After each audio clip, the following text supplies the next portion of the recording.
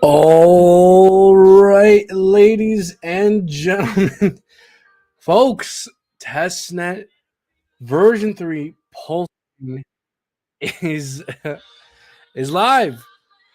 Is live, folks. This is a huge deal. I don't know if you can hear this, but it's kind of what I'm feeling right now. Oh my goodness. All right, so folks, look, I'm gonna share my screen, and so we can all freak out together. This is a historical moment, and I'm very happy and very proud to be sharing it with you guys. This is a huge deal. So, folks, according to Richard Hart, we have a tweet here from about an hour ago saying, Pulse Chain Testnet version 3 is here. Please use it and prepare for mainnet launch. Warning, this is the final testnet, and mainnet may launch at any time now. So we have PulseX, the testnet version 3, super cool. We have the validator stuff over here.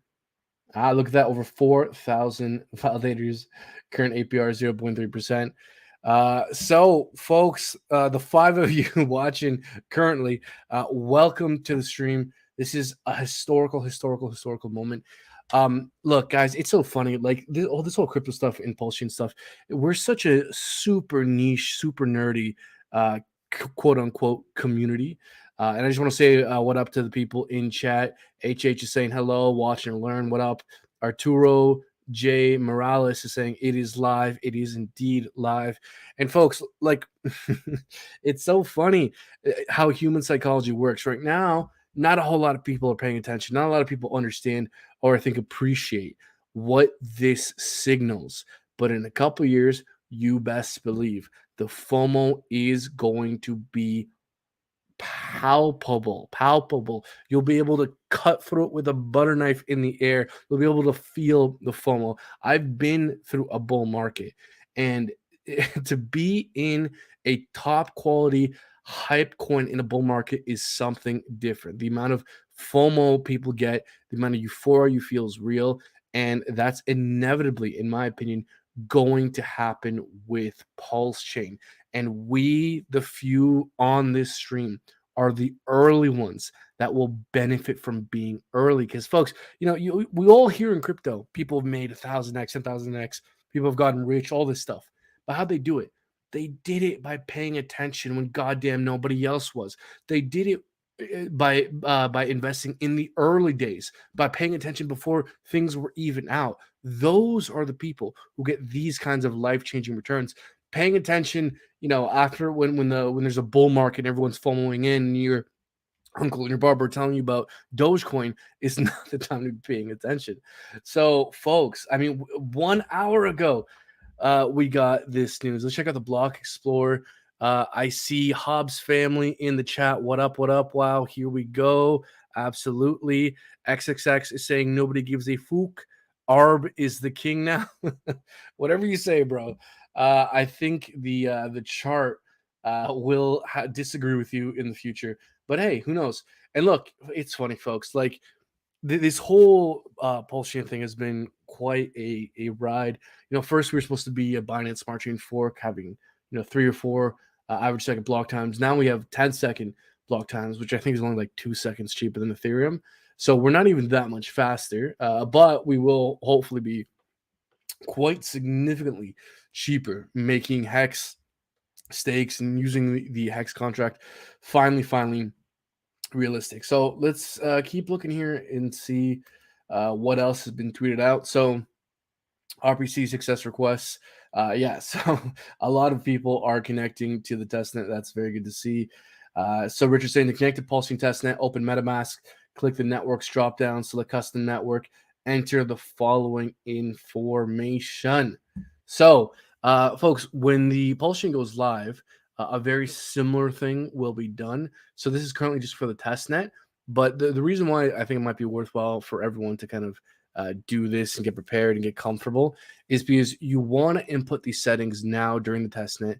That way, when mainnet launches, you're not in some panic to kind of figure out how things work and how do I make a swap? Oh no, if guys like we'll take the test is probably going to be out and about for a couple weeks, maybe. We don't know for sure, but it's probably not just going to be like a day. It's probably going to be maybe a month, maybe two. We don't know.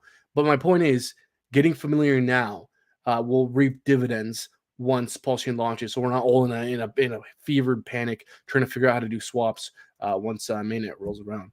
So I see the real Timio saying, "Hey B, you're gonna do a quick vid on how to." Guys, I will be doing how-to videos nonstop as things kind of progress. So right now it's just kind of testnet. It's probably a very good idea to make a how-to video on how to add kind of the information, the network information onto like MetaMask, for example, for sure. Also, I'll be doing how-tos for the bridge. I'll be doing a bunch of how-to videos. Like me personally, I have two YouTube channels for those of you who don't know. I have the Brain of Beast show, the one we're on currently, and I also have A Million of the Moon. And I've folks over there on A Million of the Moon, we've kind of switched our focus and widened the scope of things we want to talk about moving forward. But my point is, for a long time, we'd not been talking so much about crypto because my investment thesis had essentially changed from attempting to be a day trader, which is high risk and low reward, to being a long-term investor in things that are fundamentally sound, that are super early at a good valuation that can address large total addressable market with the ability of actually pulling it off. And it's been so difficult to find an investment opportunity that has that. I found it with Pulse Chain. And so my point is I've been kind of rather dormant since there hasn't been a lot of tangible Pulse Chain news. But with, again, the news of the testnet now out and live, this is I'm definitely gonna be getting more active for sure. And by the way, guys, I don't know how many of y'all were able to catch by the way, is my gain too loud? Can you guys hear me okay? Let me know in the comments if my audio is coming through okay. But I also want to say it was funny.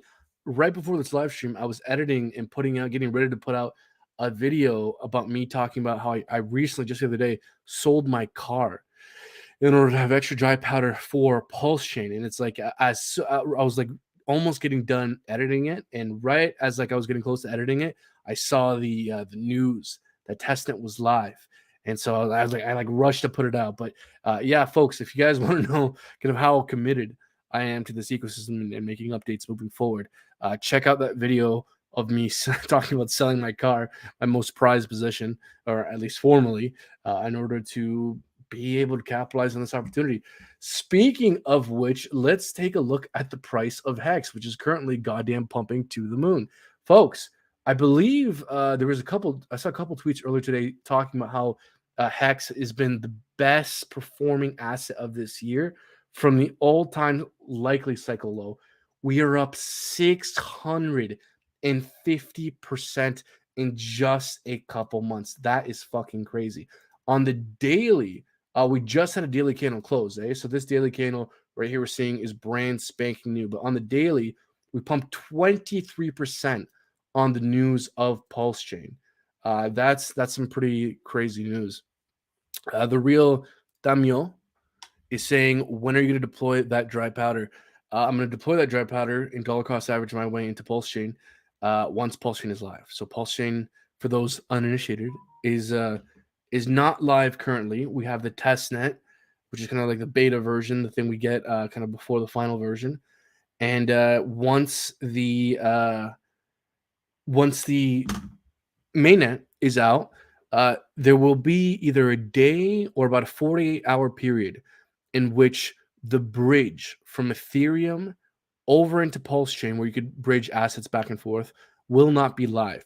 So the only people who will be able to interact and make trades live on Pulse Chain mainnet the first 24 to 48 hours will be the people who participated in the sacrifice phase and the people who get airdropped copies of their Ethereum tokens on the Pulse Chain, which is everyone who holds Ethereum tokens, either Ethereum or Chainlink or anything that's basically an ERC20, Shiba Inu. If you're holding it on something like a MetaMask, you're going to get a copy on Pulse Chain. And so what I'm trying to say is over that first day or so, I'll probably dollar cost average my copied coins into Pulse Chain at whatever rate I might get. It might be a terrible rate. So, for example, I'm gonna probably have some amount in stable coins, but those stable coins might not be worth exactly $1 because since there's essentially nothing but sell pressure on copied over stable coins and nothing backing it, you might be lucky to get 10 cents on the dollar on a copied over stablecoin on Pulse Chain. So whatever I end up getting is what I'll dollar cost average my way into Pulse Chain the first day or so. Now, after the bridge is live, that's when shit gets interesting, folks, because that's when people who've been impatient waiting for the last 2 years and they might sell on a 50% return, they might sell on 2x, on a 5x, we don't know. I personally think that the higher a premium over the average sack phase that Pulse Chain launches at, the more likely there is to be sell pressure. And so we don't know at what rate over the sack rate Pulse Chain will launch at. We don't know if people will be in profit, we don't know if people will be in the negative, and whatever that situation is, that'll affect buy pressure, and so that'll affect how people are bridging over and stuff. But point being, more or less, to kind of get straight to the point, if there's any kind of dip that we see on Pulse Chain, which by God, I don't know why there would be, because I imagine there's fucking 10,000 assholes like me waiting on the sidelines with dry powder to buy this thing. But at the same time, it's been 2 years since the sacrifice. I'm sure there's a lot of impatient people who maybe went put more than they could afford and then they need to take profits. So we really don't know kind of how the dynamics going to work in terms of buy or sell pressure. But again, point being, kind of summarize here, if there's any kind of fucking dip, a 20% dip, a 30% dip, you best believe your boy is going all balls fucking deep into whatever Pulse Chain dip I can get my fucking hands on. So I hope that answers your question. I mean, guys, look, I'm serious about this shit. Like, I'm fucking selling my plasma. I don't know if it's legal to sell plasma like your blood where I live, but I'll be doing that. I will be doing I don't know. I'll break my walls down, see if there's some spare copper I can find to sell. I'll probably sell drugs. Kidding. I'm kidding. Fucking police don't come after me. That was a joke. But yeah, I'm not letting this opportunity slide by me. Now, with all this being said, guys, like with this fantastic news, I am kind of worried of a potential buy the rumor, sell the news event with Hex, because Hex has been pumping on the kind of news that the testnet would be here soon. Now that it's here, and Hex has pumped quite significantly, just know that there's always the potential for a dip, especially if we take a look at some momentum indicators. And I'll take a look at the chat in just a second. I saw a couple of comments, but just to kind of wrap up on this point, folks, like, yeah, look, we are very much overbought on the daily, and these kind of momentum indicators, especially when there's catalysts in the market, are to be kind of less so taken seriously. But I think there is something to be said that whenever we've been at these similar peaks in terms of daily RSI, a higher time frame RSI historically has correlated pretty fucking close to local peaks. Now, again, we do have a catalyst ahead of us, so who goddamn knows? But my point is, it probably made sense to dollar cost average before. So we'll see how things play out. Oh my God, what are you guys saying in the chat here? Hope you guys are as excited as me. If you are, please share the live stream. I greatly appreciate that. It's a brand new channel, so literally, if the 12 of you guys watching right now, like, subscribe, share, do whatever, that little bit of engagement really helps the channel, and I super appreciate y'all guys' help. HH is saying, if I keep my ETH and ERC20 token on a ledger, will I still get the Pulse Chain airdrop? Absolutely, yes. So in order to get the copied coins from Ethereum onto Pulse Chain, in order to get the airdrop, all you need to do is hold your ERC20s, even NFTs, on a private wallet you hold the keys to. So that means a ledger, that means a Trezor, that means a MetaMask, that means basically anything except an exchange. That's how we have to think about this. So if you're holding Ethereum, ERC20s, even NFTs on not an exchange, on a private wallet, then you're good. That's how you're getting the airdrop. Although, one thing I would want to mention, HH, before I move on to the kind of the rest of the questions here, is that Ethereum specifically will be highly, highly diluted when it gets copied over. There's not going to be ETH copied over. You're going to get Pulse Chain. So you're going to get for every, I believe it's for every one ETH, it's some very small amount of Pulse Chain. I forget what it is, 10,000 Pulse Chain, which is not a lot. Meaning Ethereum is not very valuable to hold specifically for this Pulse Chain airdrop. I think something like Hex is far, far, far more likely to hold this value and have somewhat of a rough pairing eventually on the Hex, on the Ethereum side and the Pulse Chain side. You are going to get very, very, very little value for your Ethereum. Again, this might have changed, but I think 1 ETH on Ethereum will be worth 10,000 Pulse Chain, and 10,000 Pulse Chain is not a lot. I'm pretty sure I've seen some transaction fees, like some singular transaction fees on the Pulse Chain be worth like 10,000 Pulse. I may be wrong about that, but again, I'm kind of drawing this from memory, but just to make the point that ETH is not going to be crazy valuable. The Rio Tamio is saying gotcha DCA unless there's a decent dip. Buy the fucking dip.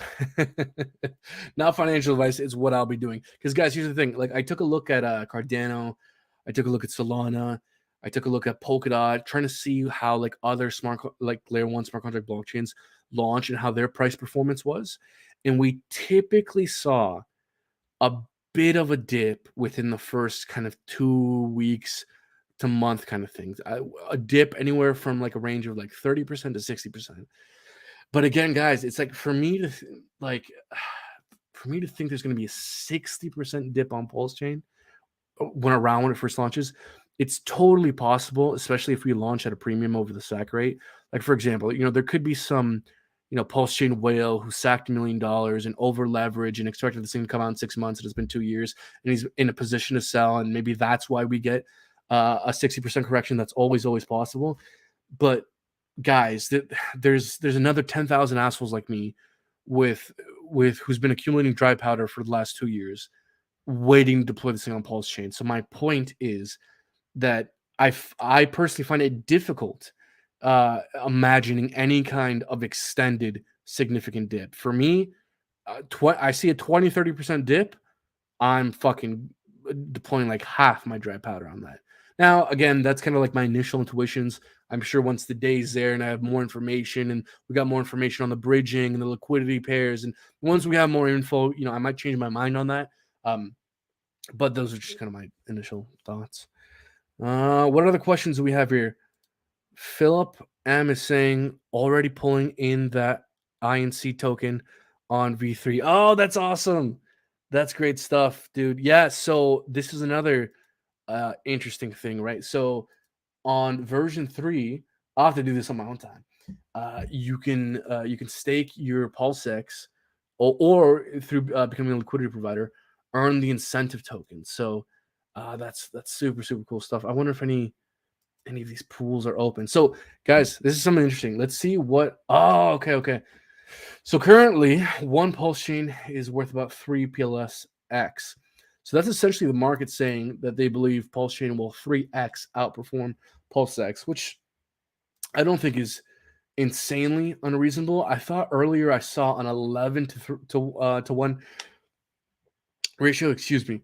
If we do end up seeing something like an 11 to 1 ratio, that's pretty fucking insane, in my opinion. Like, if you're basically getting 11 PulseX for every 1 Pulse Chain, that's the market saying they believe Pulse Chain will 11x outperform PulseX. And I don't see a super strong case for that given the bullish tokenomics and the potential for earning the incentive token. So what I'm trying to say is that both pre and post bridge, the more extreme a ratio we see between Pulse Chain and PulseX, the more I will be personally willing to swap some Pulse Chain over PulseX, or be more willing to dollar cost average into PulseX over Pulse Chain. Because to say that, a layer 1 smart contract blockchain might outperform by 2 or 3x, the main decentralized exchange, I think that's reasonable. I think we've kind of seen that historically. But to say that it'll 11x outperform, that's where it starts to get a little bit iffy. So if we actually see anything past, an 8 to 1, 10 to 1, 15 to 1 ratio, I might be more so inclined to accumulate Pulse X or even swap some Pulse Chain for Pulse X. Okay, so this is a very good question here, guys. And again, folks, everyone, I super appreciate it if you like and share the live stream on Twitter. Helps with the channel. Now, this is a very good point that the real Damio brought up here, which is you, she, he. I don't want to assume your gender. Let me know your gender pronouns in the comments, folks. Is saying you think RH will announce when the snapshot is. So we need to update our thinking on this now. Unfortunately, Richard Hart has been a bit ambiguous on this point, but I believe the narrative is today that essentially when the testnet is over, the mainnet will happen right after, and at whatever block height on Ethereum that the mainnet switches over, that is essentially when the snapshot will take place. So to answer your question, no, I don't think he will announce when the snapshot will take place. The snapshot will simply coincide for when the mainnet goes live, and it'll be at a certain Ethereum block height, and he may give us a heads up on that, maybe a 2 or 3 day heads up. But from what we're seeing, folks, I mean, Richard Hart is tweeting that he's not feeling inclined to give a whole lot of updates. I mean, right before the news of testnet, he was saying, let me pull up the tweet here. He was saying that he's essentially unwilling to give a whole lot of further updates. Let's see. So yeah. So when Pulse Chain Testnet version 3 launches, that it will also count as your warning that mainnet could launch at any time. So again, this is Richard Hart saying that testnet version 3, this is your warning, guys. Like I really don't think he wants to give any more warning about this thing. There's a reason why he hasn't been going on live streams, because he doesn't want to answer any of these questions. He's very apprehensive. Who knows why? It's probably through regulatory reasons of wanting to not give expectations. And so I think Richard Hart is very incentivized to be as ambiguous as he possibly can. It may end up being the case that this tweet right here is saying testnet version 3 will count as your warning, maybe all the warning we get moving forward. So at this point, folks, again, not a financial advisor, but me, I sold my car. I'm fucking collecting like bottled cans and recycling them for pennies and quarters and nickels and dimes, and getting all that dry powder ready for Pulse Chain. All right, Philip M is saying, I thought the airdrop tokens would show on version 3. They should. I think they should. If they haven't, it could be they're still tinkering with things. Again, it is the testnet, right? So it's not the final version, but yes, your airdrop tokens. No, sorry, your sacrifices. So if you sacrifice for Pulse Chain, if you sacrifice for Pulse X, and if you're signing in and using the testnet version 3 through the wallet you sacrificed on, yes, you should be seeing your sacrifice Pulse Chain and Pulse X. HH is saying, thank you for answering my questions. No problem. Thank you guys for being here. Guys, I'm super excited. This is the opportunity of a lifetime. God, I'm so excited. Fuckers. Guys, look, for me, I started doing crypto YouTube back in the first video we uploaded was September 3rd, 2020. And me and my friend and my business partner, Messin, we grew a channel from nothing all the way to our peak was 36,000 subscribers. And we did it just as the bull run was starting. And one of my biggest regrets, both channel-wise and personally-wise, was not having started earlier, because we started basically once the bull run was just starting. But now, I'm starting, we're getting to start a new channel here, but the Brandon B Show, where I'm going to talk about my personal finance journey. And I'm getting to share this opportunity well before even the next Bitcoin halving is here. So guys, look, we got years of bull market ahead of us. Years. There's a good chance that the bottom of the market for Bitcoin is in, and with this news, god damn it, folks, man, I've been trying to find financial freedom, trying to invest, trying to build businesses ever since I was 15, 16 years old. I remember as a 14, 15-year-old, I was dabbling in the stock market. I'm 24 years older now. So it's been about a decade where I've been trying to make it.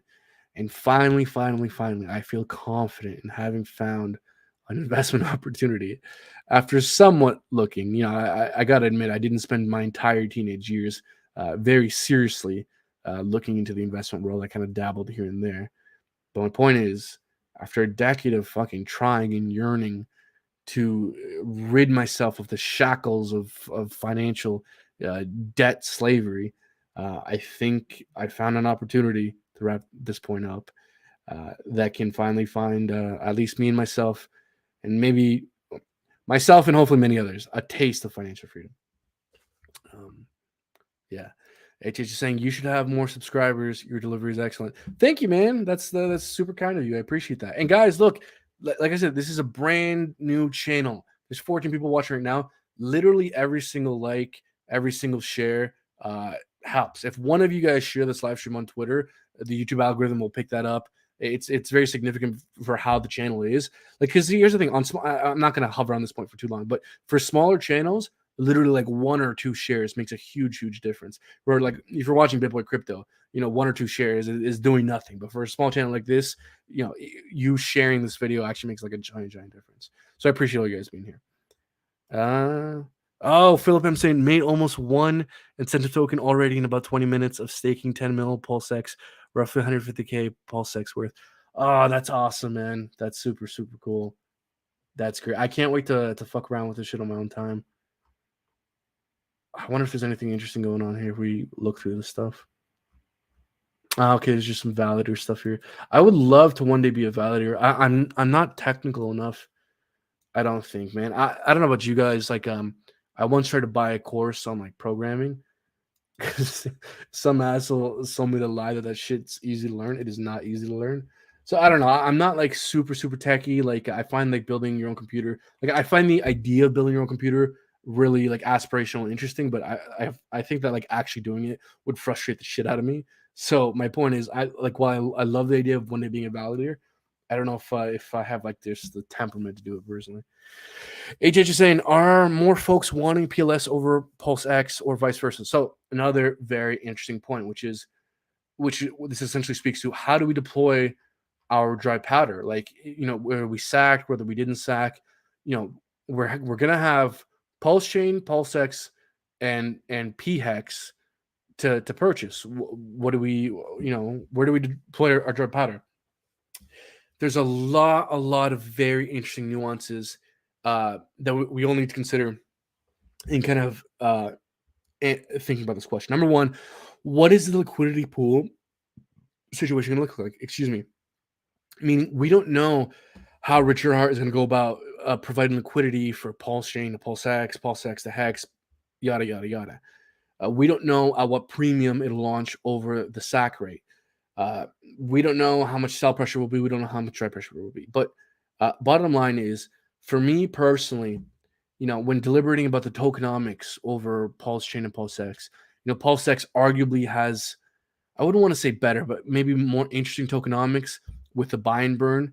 I think I saw K4K tweet not too long ago saying how if PulseX has similar volume to MetaMask, that there's going to be something like $1 million worth of buy pressure on a daily basis on PulseX. And guys, that's a huge deal if PulseX ends up being somewhat illiquid like Hex. Like one of the reasons why Hex pumps so hard is because it's comparatively illiquid, compared to Ethereum or Bitcoin, for example. And this is such a funny point because the critiques of Richard say this as if it's a negative. It's not a negative. It's a double-edged sword, meaning it is both price positive and also price negative. The more illiquid you are, because think about it this way: if you put $1 billion into Ethereum, it's what can it move a percentage point, 2 percentage points, not a whole lot. It's a 5%. Oh, 5%. If you put $1 billion into Hex right now, we're at all-time highs. Like that shit's gonna go to the moon. We're at a couple dollars. So my point is that that $1 million a day or a couple $100,000 a day in buy pressure for PulseX might actually be extremely significant due to the illiquidity of the markets. Because you got to think, folks, if Pulse Chain and PulseX are going to be relatively illiquid, at least compared to similar competitors, well, then that little bit of buy pressure makes all the more difference on this side of things. Um, so that's what ought to be said in regards to PulseX with the interesting tokenomics. But in terms of where people feel the most comfortable deploying their dry powder, and this speaks to even my own psychology, is people feel the most comfortable and they find it the easiest to understand layer one smart contract blockchains, Ethereum competitors. If you tell people, guys, Pulse Chain is a fast, cheaper version of Ethereum, people get it right away. They feel comfortable. Oh, I can deploy my money in a fast, cheaper version of Ethereum. I've seen what Matic Polygon has done. I've seen what Cardano has done. I've seen what Solana has done. You try and explain to them, oh, PulseX is the main decentralized exchange with the most amount of liquidity, with a buy-in burden system where we take a percentage. It's just more difficult to explain. And so if you're thinking about the retail investor, I think that the retail investor is probably going to put their money in what they most easily understand, the shiny object, the thing that's probably the most popular. Like, the main token of a smart contract blockchain has historically been more well known than the main decentralized exchange. Like, for example, if we look at BNB, BNB performed better and was far more well known than PancakeSwap, which was the main decentralized exchange on BNB. And even though PancakeSwap did extremely well, I think it did like 100 or 200x or something, extremely well. BNB did even better, and it's more well known. I think something comparable is likely to happen here on the Pulse Chain side, where because Pulse Chain is perhaps more well known, there might be more buy pressure there. And so I'm personally, to answer your question after like 5 minutes here, plan on deploying the well, it's different because for me, I sacrificed a little bit for Pulse Chain, not as much as I would like to in retrospect, but I went very heavy into Pulse X. So my situation might be different than you, who either sacked differently than me or didn't sack at all. But for me, because I have more Pulse X and Pulse Chain, once this thing goes live, I'll be focusing my dollar cost averaging almost exclusively into Pulse Chain. But even if I had sacked a comparable amount or didn't sack at all for both, I would probably focus the majority of my buy pressure on Pulse Chain, like 50% into Pulse, 30% into Pulse X, 20% into Hex. That's not financial advice. That's just kind of like a rough idea of how I would go about things. But again, like there's so many unknowns that would change the scenario, because one of the greatest factors that's going to affect all of this is the liquidity pool situation. Meaning, depending on how Richard chooses to back all these coins, it may be a case where all these coins move somewhat comparably. We don't know yet, but either way, it's like it's so hard to go wrong investing in this ecosystem. Like to lose money investing in these projects is quite a high feat. So, oh my god, there's a bunch of comments. I should probably start reading the comment section over here. Philip M is saying, I want whatever dips the hardest, 100%. Haha, he. I identify as a combat infantryman. I also identify as a combat infantryman. For those of you who don't know, I am a former member of Canada's armed services. I was an infantry soldier. So I too identify as a combat infantryman. I spent a couple years in the infantry. Great times. I was skinnier, folks. I know I'm fat now, but there was a younger version of me who was much more athletic and much more fit. Now that I'm a civilian, I've allowed myself to grow fat and weak, but believe it or not, I was once young and good looking.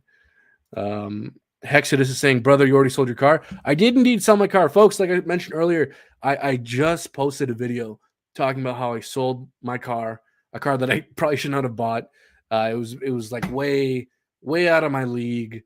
But I somehow found a way to rationalize it in my head. Anyways, I sold it for dry powder in this ecosystem.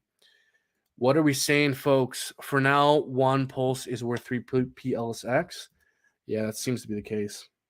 3.4. Super interesting stuff, guys. Super interesting stuff. Now, something else in regards to, I'm going to answer the questions and then go on my little tangent here. Arturo, thank you, man. I don't know. By the way, I don't know if you may have a Spanish background or not. Yeah, Arturo is kind of like a Spanish name, so forgive the accent. But shared your stream to RH. Super appreciate that. Belief in yourself, saying grateful for your work here. As one who used to build many computers after building for friends and family to support, part offers insight into how resilient. Bro, you're kind of sounding like a bot here. Are you a bot? Please don't be a bot. Woohoo! Value and Staker app is now over 1,000 in such a short time. That's awesome. Good to hear. I sacrificed a week of groceries for PulseX. That's awesome. That's very good. And guys, like, look, like I mentioned in my video earlier, talking about how I sold my car for this dry powder. Guys, this opportunity is not without risk. Whenever you talk about any financial opportunity with 100x, 1000x, 10,000x growth potential, there's no way you can even get close to those kinds of returns without being able to accept some kind of risk. Like, guys, the S&P 500 returns 8 to 15% a year. All right, we're talking about 100x, 1000x growth here. So there's definitely going to be some kind of risk. Like, guys, we essentially we'll sacrifice for something that didn't even exist yet, right? The SEC is investigating Richard Hart and Pulse Chain. There was, $2 billion, roughly, just under $2 billion, sacrifice between Pulse Chain and PulseX. So there's a lot of economic energy already in the system. So, I bring that up as like two of the greatest points that detract from the opportunity here. But the way I view this is that none of those risk factors, I think, cross a threshold that make it nonsensical to take a look at this opportunity. But again, there is risk. I think it's important to understand the risk and accept the risk and be willing to invest, even though risk does exist. And I see, believe in your sign, not a bot, dude. Forgive me for calling you a bot. It's just whenever you see someone with like a tie who's looking like all well together, I assume they're a bot, because oftentimes bots like to use images of people who are like dressed up well. You got to forgive me. I live on the internet natively, so everyone's all casual and no one looks as good as you. Typically on the internet. The real Tamio is saying, dude, you're in Canada. Me too. Yes, I am a Canadian. I don't know if you all can tell by my accent, but yeah, I'm a Canadian. Believe in yourself is saying, if you go to the casino, you know what you can afford to lose, hopefully. Yeah, absolutely. For myself, I'm kind of being irresponsibly bullish, because if this does not work out, I will definitely be in a financially challenging circumstance, to say the least. JB is saying, hey, love your style. Remind me of myself at your age in the Navy. Randy Hilarski and other OGs seem to be willing to wait and not ratio trade for the first couple days. Waste of time or FOMO in. Yeah, right on. So guys, look, here's the thing.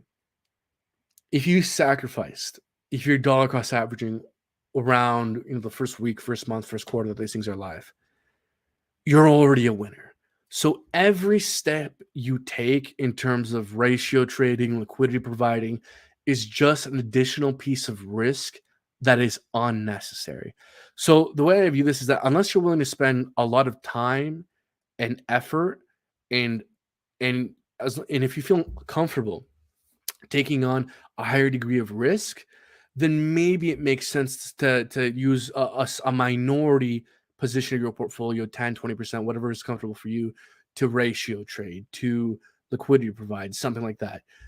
But again, like, I feel like a lot of people, due to the excitement of what's going on, are going to feel inclined to just make trades, provide liquidity, do all this stuff. But at the end of the day, all you really need to do to be a winner and to get probably a lot of X's is to dollar cost average the first week, first month, first quarter, and wait until second half of 2025. And that's it. Any additional steps you take is just unnecessary risk. And if you're comfortable with that, great. If you're not, it's really unnecessary. I think there's a strong chance that a lot of the greatest winners are just going to be the people who bought early and just forgot about it and came back 2025. Ivan Hassan is saying, are you in Luna Classic? No, absolutely not. I used to dumpster dive in an attempt to try and find an opportunity with high growth, but I stopped doing that once I found the richer art ecosystem that has both the combination of super strong fundamentals, the strong likelihood for longevity, and high upside potential. So it's like when you find that super rare gem, you no longer need to go dumpster diving for Luna and trying and time all these narratives, when the AI narrative's starting, when it's ending, all this bullshit. It's unnecessary. It's high risk. Believe it yourself saying, I love to write. What can I say? This is me, 2015 wedding day. That was a learning experience, one that opened the door to happiness being observed in me for the first time and to do overwhelming joy. That's awesome. Great to hear. Hopefully, if we all get a little bit of financial freedom, we might be able to do some of the things we enjoy more so in our lives. Because I don't know about y'all, but I am tired of working at dangerous, high stress jobs in order to like just barely get by. Like I don't want to delve into too many specific folks, but I've chosen some interesting high risk difficult jobs in the past, and I'll tell you what, I far prefer being able to just talk about cryptocurrency on the internet, things I'm passionate about, and I think investment opportunities such as this will make it easier for more and more folks in the future. And guys, again with Hex, it's like I am rather dubious of a potential, buy the rumor, sell the news event here. So even though I think long term, 11, 12 cent Hex will go down in history as an amazing buying opportunity, short to midterm, that might not be the case. But again, guys, like we have the testnet now. Maybe testnet goes on for a month, and then Pulse Chain's maybe a month or 2 or 3 from now. When Pulse Chain goes live, we're gonna need a 2x of all your coins. So all this like attempting to time the market, unless you're super comfortable in taking the risk of trying to time the market, it's really unnecessary. Buying and holding long term is the most successful strategy for the most amount of people. Investing in yourself, always a win, 100%. Big fan of Randy H. Yeah, I haven't. I've seen Randy H all over Twitter and on some streams. I haven't gotten the chance to talk to him yet. I've talked to quite a few Hex streamers, but not him. I should maybe reach out, see if we can talk someday. I think he got banned off Twitter recently. I'm not sure why. That's where it's at. Doing what you love doing, learning how to love what you do is a win. Absolutely. When version 4 testnet? Oh my God. If Richard Hart just decides to like fork something else, no, he's not. But guys, look, in terms of, when Pulse Chain, this is something I was going to bring up earlier. So I've spoken to the Internet Money team and the famous fiat guys not too long ago. And the two of them have told me that from their discussions with their tech teams and with their developers, if it was up to them, they would test Pulse Chain Testnet for 3 months and then release Pulse Chain Mainnet like months after. So, that's how they were saying they would feel comfortable. But we don't know how the internal, Pulse Chain dev team is feeling. Maybe they're feeling very, very confident and are comfortable with launching sooner. But worst case scenario, I think a couple months. Pulse Chain launch is perhaps worst case scenario. But who knows, guys? Like I honestly wasn't expecting PulseX testnet to be out quite just yet. Like guys, we've been being teased with news of the shit for fucking 2 years at this point. For 2 goddamn years, I've been focused on this stuff, and to now get some tangible updates that we're actually close feels pretty good, folks. I'm not gonna lie, feels nice. Randy's stream is at 11 p.m. Eastern Standard Time. By the way, folks, I don't know if you guys are new to the channel, how you guys are coming in, but if you guys like and subscribe and share the stream, I greatly appreciate it.